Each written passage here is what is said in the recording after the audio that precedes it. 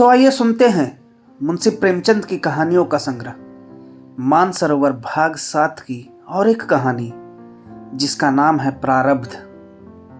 लाला जीवनदास को मृत्यु शैया पर पड़े 6 मास हो गए हैं। अवस्था दिनों दिन सोचनीय होती जाती है। चिकित्सा पर उन्हें अब जरा भी विश्वास नहीं रहा। केवल प्रारब्ध का ही भरोसा है। कोई हितैषी वैद्य या डॉक्टर का नाम लेता है तो मुंह फेर लेते हैं। उन्हें जीवन की अब कोई आशा नहीं है। यहां तक कि अब उन्हें अपनी बीमारी के जिक्र से भी घृणा होती है। एक क्षण के लिए भूल जाना चाहते हैं कि मैं काल के मुख में हूं। एक क्षण के लिए इस दुस्साध चिंता भार को सिर से फेंक कर स्वाधीनता से सांस लेने के लिए उनका चित्त लालायित हो जाता है। उन्हें राजनीति से कभी रुचि नहीं रही। अपनी व्यक्तिगत चिंताओं ही में लीन रहते। लेकिन अब उन्हें राजनीतिक विषयों से विशेष प्रेम हो गया है। अपनी बीमारी की चर्चा के अतिरिक्त वह प्रत्येक विषय को शौक से सुनते हैं। किंतु ज्यों ही किसी ने सहानुभूति से किसी औषधि का नाम लिया कि उनकी त्योरी बदल जाती है। अंधकार में विलाप ध्वनि इतनी आशाजनक नहीं होती जितनी प्रकाश की एक झलक। यह यथार्थवादी पुरुष थे। धर्म अधर्म, स्वर्ग नरक की व्यवस्थाएं उनकी विचार परिधि से बाहर थी। यहां तक कि अज्ञात भय से भी वे संकित न होते थे। लेकिन उसका कारण उनकी मानसिक शिथिलता न थी, बल्कि लोक चिंता ने परलोक चिंता का स्थान ही शेष न रखा था। उनका परिवार बहुत छोटा था। पत्नी थी और एक बालक। लेकिन स्वभाव उदार था। ऋण से बढ़ा रहता था। उस पर यह असाध्य और चीरकालीन रोग ने ऋण पर कई दर्जे की वृद्धि कर दी थी। मेरे पीछे निस्सहायों का क्या हाल होगा? ये किसके सामने हाथ फैलाएंगे? कौन इनकी खबर लेगा? हाय, मैंने विवाह क्यों किया? पारिवारिक बंधन में क्यों फंसा? क्या इसलिए कि ये संसार के हिम तुल्य दया के पात्रा बने? क्या अपने कुल की प्रतिष्ठा और सम्मान को यूं विनष्ट होने दूं? जिस जीवनदास ने सारे नगर को अपनी अनुग्रह दृष्टि से प्लावित कर दिया था, उसी के पोते और बहू द्वार द्वार ठोकरें खाते फिरे। हाय, क्या होगा? कोई अपना नहीं। चारों ओर भयावह वन है। कहीं मार्ग का पता नहीं। यह सरल रमणी, यह अबोध बालक, इन्हें किस पर छोड़ूं?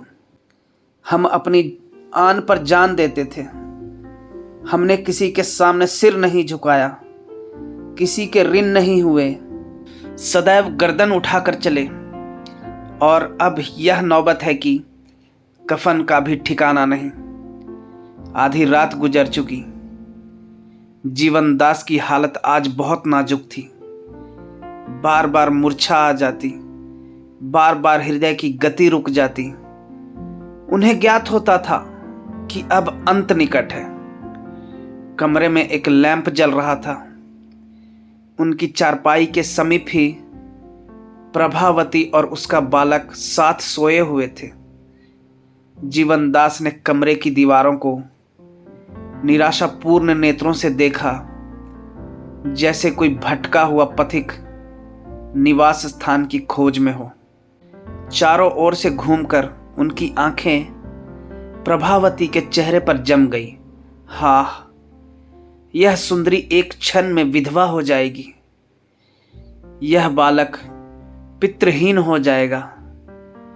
यही दोनों व्यक्ति मेरी जीवन आशाओं के केंद्र थे। मैंने जो कुछ किया इन्हीं के लिए किया। मैंने अपना जीवन इन्हीं पर समर्पण कर दिया था और अब इन्हें मझधार में छोड़े जाता हूं। इसलिए कि वे विपत्ति भंवर के कौर बन जाएं। इन विचारों ने उनके हृदय को मसोस दिया। आंखों से आंसू बहने लगे। अचानक उनके विचार प्रवाह में एक विचित्र परिवर्तन हुआ। निराशा की जगह मुख पर एक दृढ़ संकल्प की आभा दिखाई दी, जैसे किसी गृह स्वामिनी की झिड़कियां सुनकर एक दिन भिक्षुक के तेवर बदल जाते हैं। नहीं, कदापि नहीं।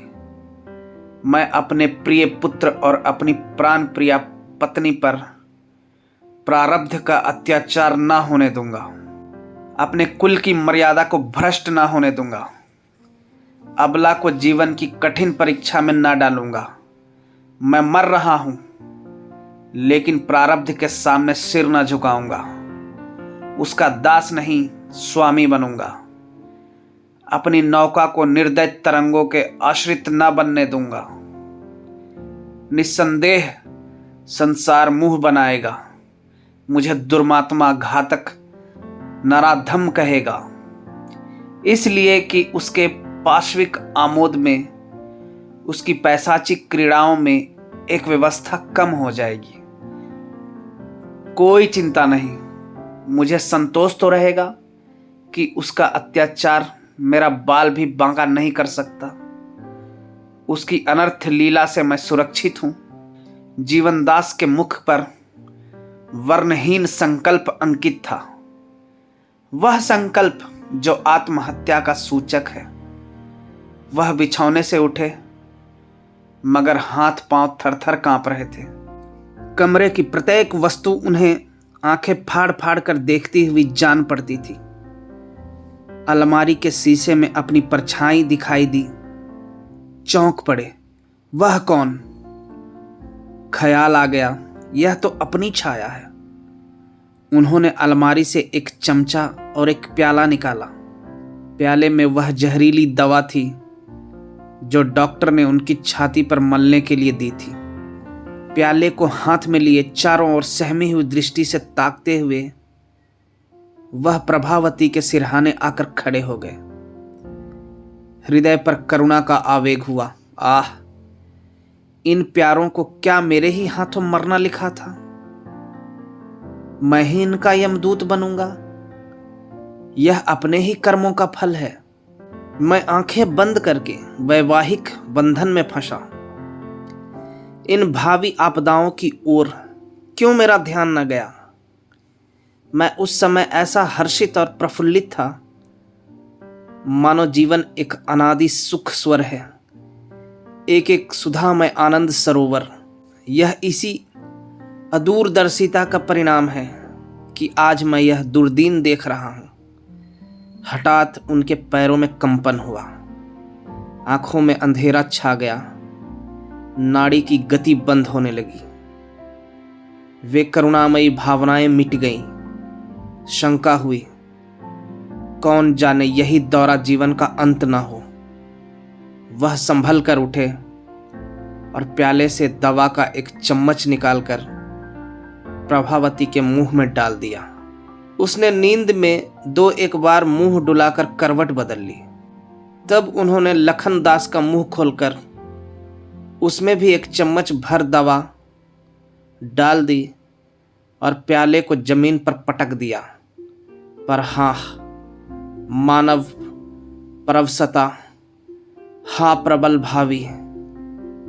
भाग्य की विषम क्रीड़ा अब भी उनसे चाल चल रही थी।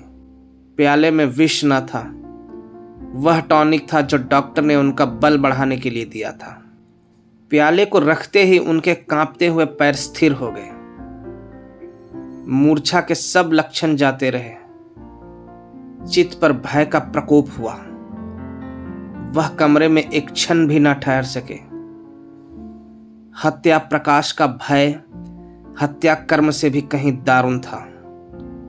उन्हें दंड की चिंता न थी, पर निंदा और तिरस्कार से बचना चाहते थे।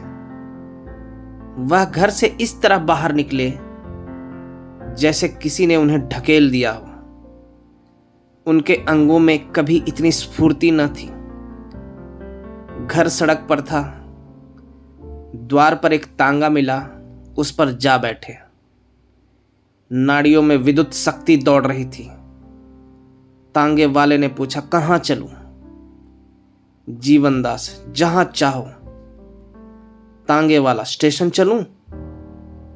जीवनदास, वहीं सही। तांगे वाला, छोटी लाइन चलूं या बड़ी लाइन? जीवनदास, जहां गाड़ी जल्दी मिल जाए। तांगे वाले ने उन्हें कौतूहल से देखा, परिचित था। बोला, आपकी तबीयत अच्छी नहीं है क्या? और कोई साथ ना जाएगा? जीवनदास ने जवाब दिया, नहीं, मैं अकेला ही जाऊंगा। तांगे वाला, आप कहाँ जाना चाहते हैं? जीवनदास, बहुत बातें ना करो, यहां से जल्दी चलो। तांगे वाले ने घोड़े को चाबुक लगाया और स्टेशन की ओर चला। जीवनदास वहां पहुंचते ही तांगे से कूद पड़े और स्टेशन के अंदर चले। तांगे वाले ने कहा, पैसे? जीवनदास को अब ज्ञात हुआ कि मैं घर से कुछ नहीं लेकर चला, यहां तक कि शरीर पर वस्त्र भी न थे।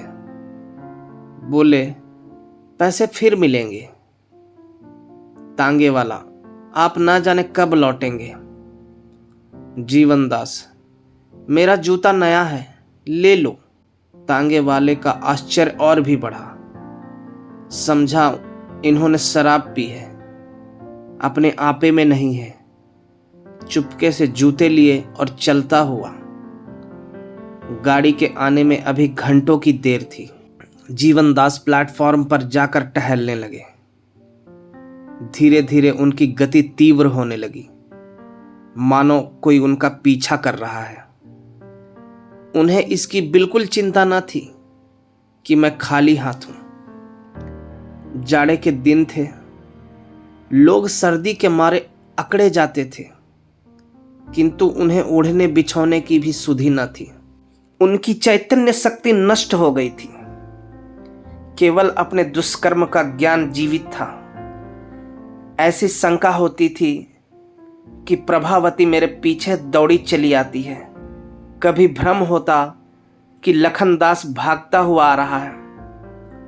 कभी पड़ोसियों के धर पकड़ की आवाज कानों में आती थी। उनकी कल्पना प्रति क्षण उत्तेजित होती जाती थी, यहां तक कि वह प्राण भय से माल के बोरों के बीच में जा छिपे।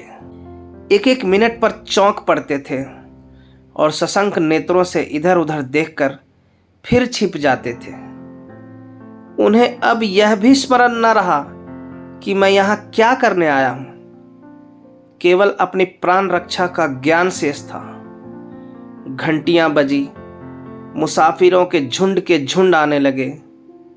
कूलियों की बकझक, मुसाफिरों की चीख और पुकार, आने जाने वाले इंजनों की धक धक से हाहाकार मचा हुआ था। किंतु जीवनदास उन बोरों के बीच में इस तरह पैंतरे बदल रहे थे, मानो वे चैतन्य होकर उन्हें घेरना चाहते हैं।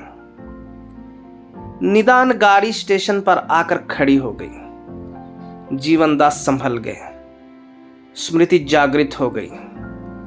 लपक कर बोरों में से निकले और एक कमरे में जा बैठे। इतने में गाड़ी के द्वार पर खटखट की ध्वनि सुनाई दी। जीवनदास ने चौंक कर देखा, टिकट का निरीक्षक खड़ा था। उनकी अचेतावस्था भंग हो गई। वह कौन सा नशा है जो मार के आगे भाग न जाए? व्याधि की शंका संज्ञा को जागृत कर देती है। उन्होंने शीघ्रता से जल ग्रह खोला और उसमें घुस गए। निरीक्षक ने पूछा, और कोई नहीं? मुसाफिरों ने एक स्वर से कहा, अब कोई नहीं है। जनता को अधिकारी वर्ग से एक नैसर्गिक द्वेष होता है। गाड़ी चली तो जीवनदास बाहर निकले। यात्रियों ने एक प्रचंड हास्य ध्वनि से उनका स्वागत किया। यह देहरादून मेल था। रास्ते भर जीवनदास कल्पनाओं में मग्न रहे। हरिद्वार पहुंचे तो उनकी मानसिक अशांति बहुत कुछ कम हो गई थी। एक क्षेत्र से कंबल लाए, भोजन किया और वहीं पड़े रहे। अनुग्रह के कच्चे धागे को वह लोहे की बेड़ी समझते थे, पर दुर्वस्था ने आत्मगौरव का नाश कर दिया था। इस भांति कई दिन बीत गए, किंतु मौत का तो कहना ही क्या। वह व्याधि भी शांत होने लगी जिसने जीवन से निराश कर दिया था।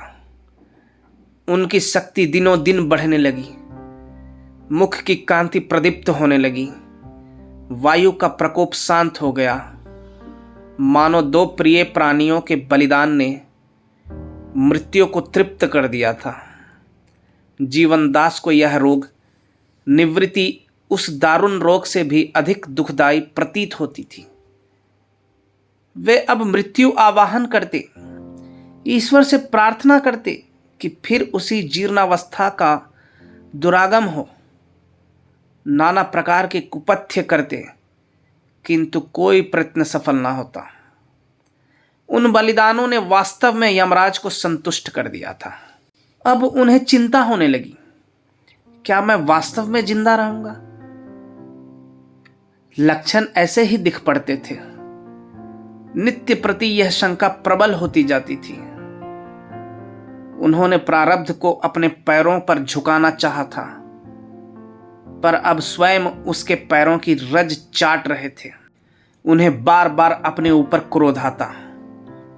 कभी व्यग्र होकर उठते कि जीवन का अंत कर दूं, तकदीर को दिखा दूं कि मैं अब भी उसे कुचल सकता हूं, किंतु उसके हाथों विकट यंत्रणा भोगने के बाद उन्हें भय होता था कि कहीं इससे भी जटिल समस्या ना उपस्थित हो जाए, क्योंकि उन्हें उसकी शक्ति का कुछ कुछ अनुमान हो गया था। इन विचारों के उनके मन में नास्तिकता के भाव उत्पन्न किए। वर्तमान भौतिक शिक्षा ने उन्हें पहले ही अनात्मवादी बना दिया था। अब उन्हें समस्त प्रकृति अनर्थ और अधर्म के रंग में डूबी हुई मालूम होने लगी। यहां न्याय नहीं, दया नहीं, सत्य नहीं। असंभव है कि यह सृष्टि किसी कृपालु शक्ति के अधीन हो और उसके ज्ञान में नित्य ऐसे विभत्स, ऐसे भीषण अभिनय होते रहे। वह न दयालु है, न वत्सल्य है। वह सर्वज्ञानी और अंतर्यामी भी नहीं।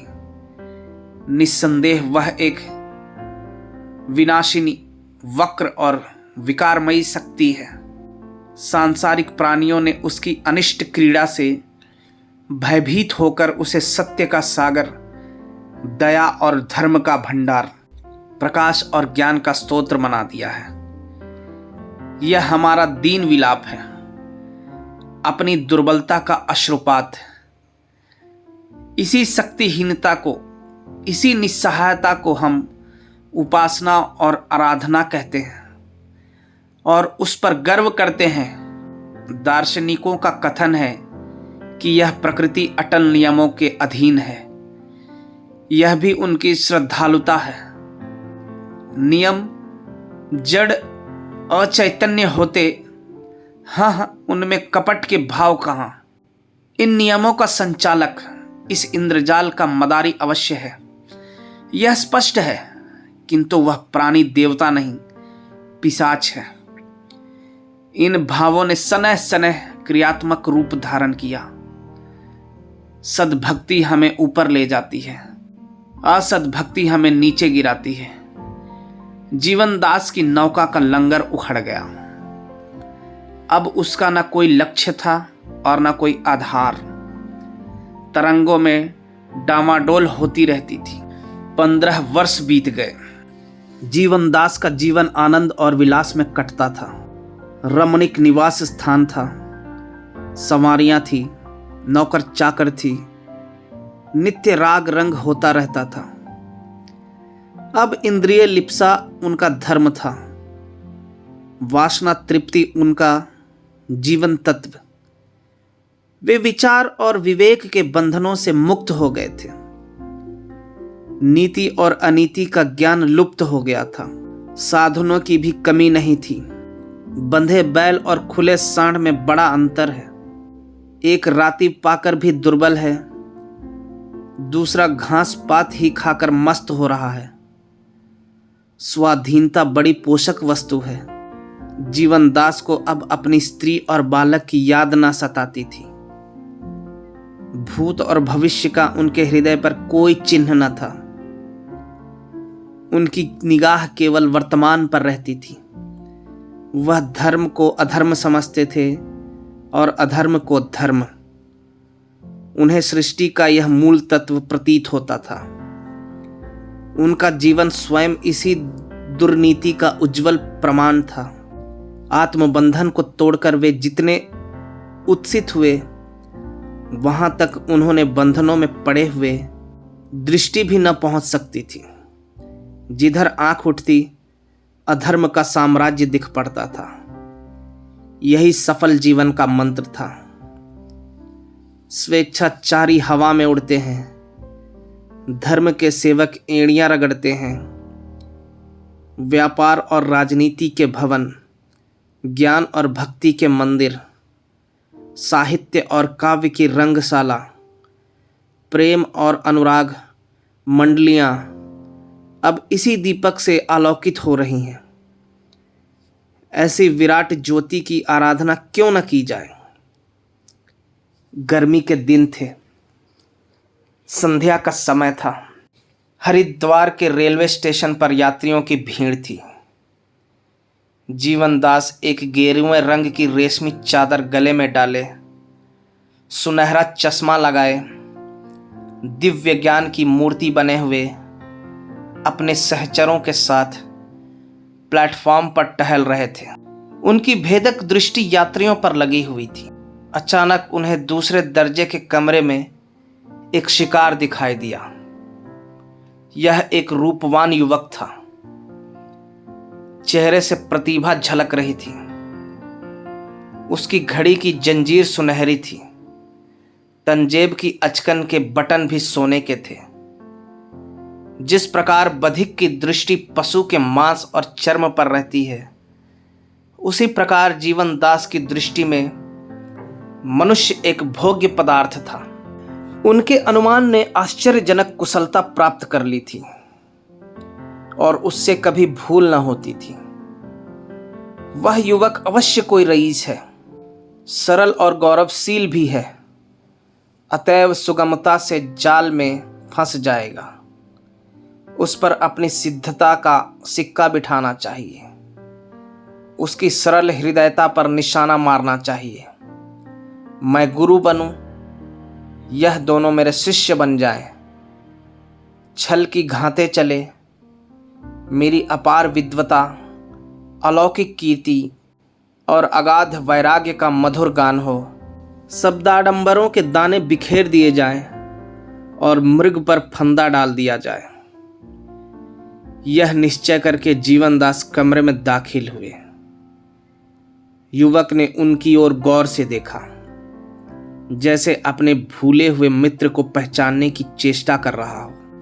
अब अधीर होकर बोला, महात्मा जी, आपका स्थान कहाँ है?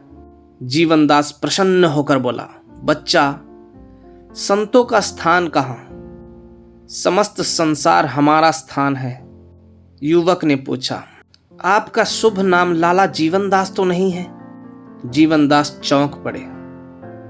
छाती बल्लियों उछलने लगी, चेहरे पर हवाइयां उड़ने लगी।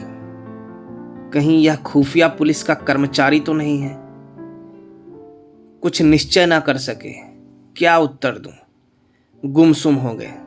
युवक ने असमंजस में पड़े देखकर कहा, मेरी यह धृष्टता क्षमा कीजिएगा। मैंने यह बात इसलिए पूछी कि आपका श्रीमुख मेरे पिताजी से बहुत मिलता है। वे बहुत दिनों से गायब हैं। लोग कहते हैं सन्यासी हो गए। बरसों से उन्हीं की तलाश में मारा फिर रहा हूं। जिस प्रकार क्षितिज पर मेघ राशि चढ़ती है और क्षणमात्र में संपूर्ण वायुमंडल को घेर लेती है, उसी प्रकार जीवनदास को अपने हृदय में पूर्व स्मृतियों की एक लहर सी उठती हुई मालूम हुई। गला फंस गया और आंखों के सामने प्रत्येक वस्तु तैरती हुई जान पड़ने लगी। युवक की ओर सचेष्ट नेत्रों से देखा। स्मृति सजग हो गई। उसके गले से लिपटकर बोले, लखू। लखनदास उनके पैरों पर गिर पड़ा। मैंने बिल्कुल नहीं पहचाना। एक युग हो गया। आधी रात गुजर चुकी थी। लखनदास सो रहा था और जीवनदास खिड़की से सिर निकाले विचारों में मग्न थे। प्रारब्ध का एक नया अभिनय उनके नेत्रों के सामने था। वह धारणा जो अतीत काल से उनकी पथ प्रदर्शक बनी हुई थी, हिल गई। मुझे अहंकार ने कितना विवेकहीन बना दिया था। समझता था मैं ही सृष्टि का संचालक हूं। मेरे मरने पर परिवार का अधःपतन हो जाएगा, पर मेरी यह दुश्चिंता कितनी मिथ्या निकली। जिन्हें मैंने विष दिया वे आज जीवित हैं, सुखी हैं और संपत्तिशाली हैं। असंभव था कि लखू को ऐसी उच्च शिक्षा दे सकता था। माता के पुत्र प्रेम और अध्यवसाय ने कठिन मार्ग कितना सुगम कर दिया है। मैं उसे इतना सचरित्र, इतना दृढ़ संकल्प, इतना कर्तव्यशील कभी न बना सकता। यह स्वावलंबन का फल है। मेरा विष उसके लिए अमृत हो गया। कितना विनयशील, हंसमुख, निष्पृह और चतुर युवक है। मुझे तो अब उसके साथ बैठते भी संकोच होता है। मेरा सौभाग्य कैसे उदय हुआ है। मैं विराट जगत को किसी पैशाचिक शक्ति के अधीन समझता था, जो दीन प्राणियों के साथ बिल्ली और चूहे का खेल खेलती है। हाँ मूर्खता, हाँ अज्ञान। आज मुझ जैसा पापी मनुष्य इतना सुखी है, इसमें संदेह नहीं कि इस जगत का स्वामी दया और कृपा का महासागर है। प्रातःकाल मुझे उस देवी से साक्षात होगा जिसके साथ जीवन के क्या क्या सुख नहीं भोगे। मेरे पोते और पोतियां मेरी गोद में खेलेंगी। मित्रगण मेरा स्वागत करेंगे। ऐसे दयामय भगवान को मैं अमंगल का मूल समझता था। इस विचार में पड़े हुए जीवनदास को नींद आ गई। जब आंखें खुली तो लखनऊ की प्रिय और परिचित ध्वनि कानों में आई। वे चौंक कर उठ बैठे। लखनदास असबाब उतरवा रहे थे। स्टेशन के बाहर उनकी फिटन खड़ी थी। दोनों आदमी उस पर बैठे। जीवनदास का हृदय आवाहन से भर रहा था। मौन रूप बैठे हुए थे, मानो समाधि में हो। फिटन चली। जीवनदास को प्रायः सभी चीजें नई मालूम होती थी। ना वे बाजार, ना वे गली कूचे, ना वे प्राणी थे। युगांतर सा हो गया था। निदान उन्हें एक रमणीक बंगला सा दिखाई पड़ा, जिसके द्वार पर मोटे अक्षरों में अंकित था, जीवनदास पाठशाला। जीवनदास ने विस्मित होकर पूछा, क्या है? लखनदास ने कहा, माताजी ने आपके स्मृति रूप यह पाठशाला खोली है। कई लड़के छात्रावृत्ति पाते हैं। जीवनदास का दिल और भी बैठ गया। मुंह से एक ठंडी सांस निकल आई। थोड़ी देर के बाद फिटन रुकी। लखनदास उतर पड़े। नौकरों ने असबाब उतारना शुरू किया। जीवनदास ने देखा एक पक्का 2 मंजिला मकान था। उनके पुराने खपरेल वाले घर का कोई चिन्ह न था। केवल एक नीम का वृक्ष बाकी था।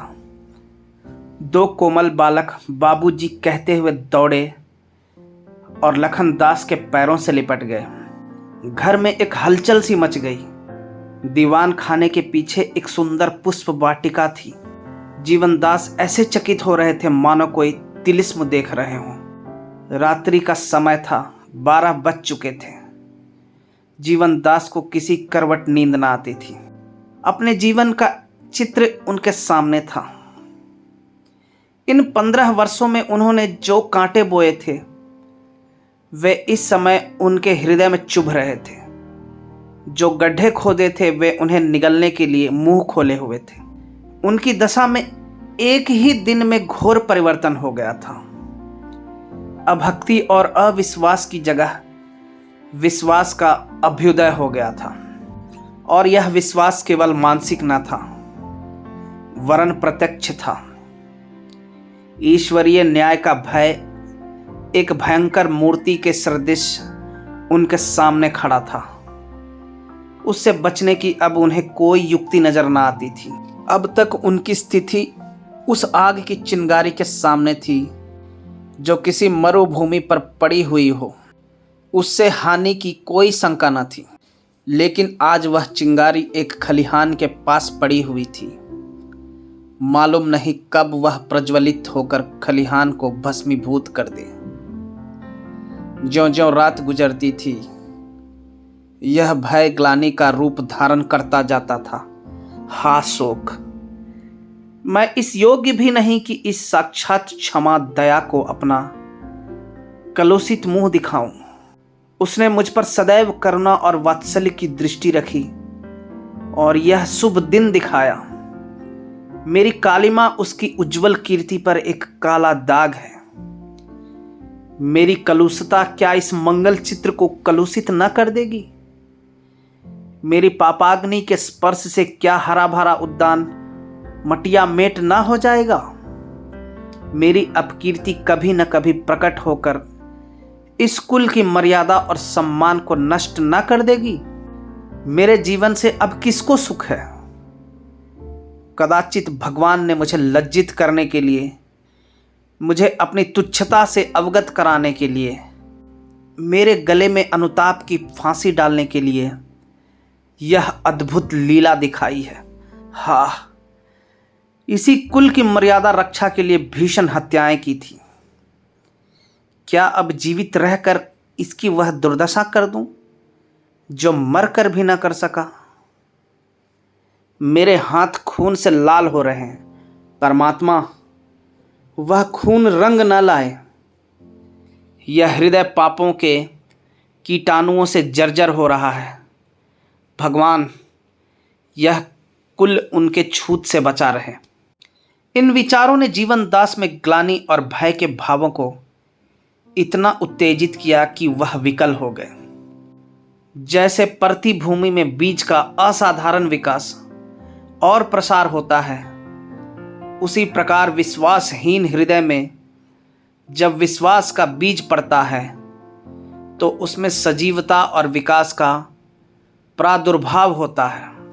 उसमें विचार के बदले व्यवहार का प्राधान्य होता है। आत्मसमर्पण उसका विशेष लक्ष्य होता है। जीवन दास को अपने चारों तरफ एक सर्वव्यापी शक्ति, एक विराट आत्मा का अनुभव हो रहा था। प्रति क्षण उनकी कल्पना सजग और प्रदीप्त होती जाती थी। अपने जीवन की घटनाएं ज्वाला शिखा बन बनकर उस घर की ओर, उसे मंगल और आनंद के निवास भवन की ओर दौड़ती हुई जान पड़ती थी, मानो उसे निगल जाएंगी। पूर्व की ओर आकाश अरुण वर्ण हो रहा था। जीवन दास की आंखें भी अरुण हो रही थी। वे घर से निकले, हाथ में केवल धोती थी। उन्होंने अपने अनिष्टमय अस्तित्व को मिटा देने का निश्चय कर लिया था। अपनी पापाग्नि की आंच से अपने परिवार को बचाने का संकल्प कर चुके थे।